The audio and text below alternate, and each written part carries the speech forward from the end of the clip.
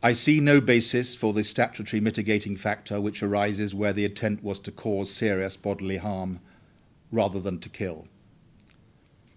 Having regard to every aspect of your conduct before, during and after the assault on Rhiannon, I am sure that your intent was to kill.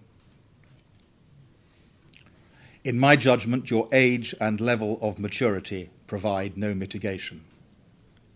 The evidence shows a level of maturity which is consistent with your true age, and indeed a chilling composure in every aspect of your behaviour.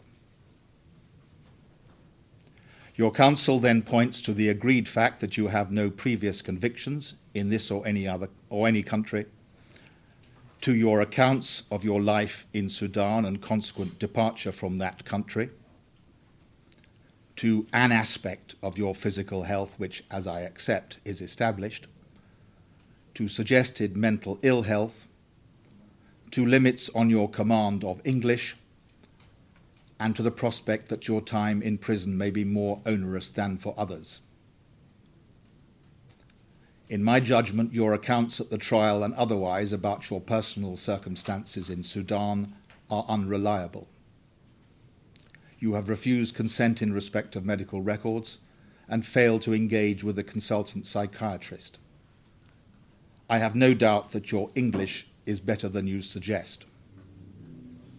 In any event, if all these matters were established by reliable evidence, they provide no mitigation whatsoever for what you have done.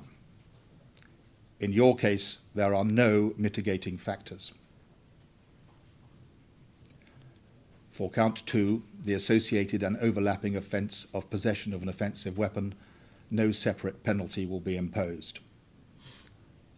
The surcharge provisions apply, and the order will be drawn accordingly. Deng Chol Majek. On the count of murder, and as the law requires, the sentence is imprisonment for life. I turn to the minimum sentence which you must serve in custody before you may apply to the parole board to be considered for release. Having regard to all the matters to which I have referred, I set that minimum term at 29 years. From this must be deducted the 466 days you have spent on remand in custody. This means that the minimum term you will serve before you can be considered for release is 27 years and 264 days. On the 20th of October 2024, Rhiannon Whyte was brutally and senselessly murdered at Bescot Station as she made her way home from work.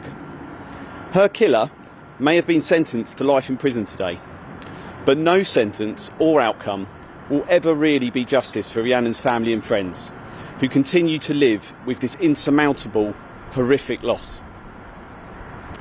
Their own life sentence began in October 2024, the moment Rhiannon was brutally taken from them. It was a frenzied, sadistic and unprovoked attack, which her killer carried out on an innocent young woman he barely even knew.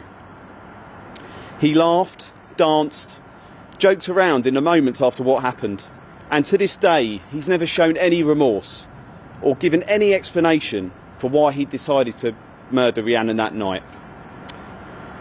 His callous indifference has played out every day in court for Rhiannon's poor family to see in person.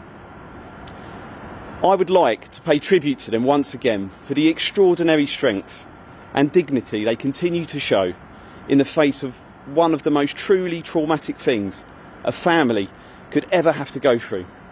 I have no doubt that Rhiannon would be immensely proud of them. As we close this chapter, it is important to remember Rhiannon for the person she was. Her kindness, her energy, and the joy she brought to those around her, rather than the person responsible for her death.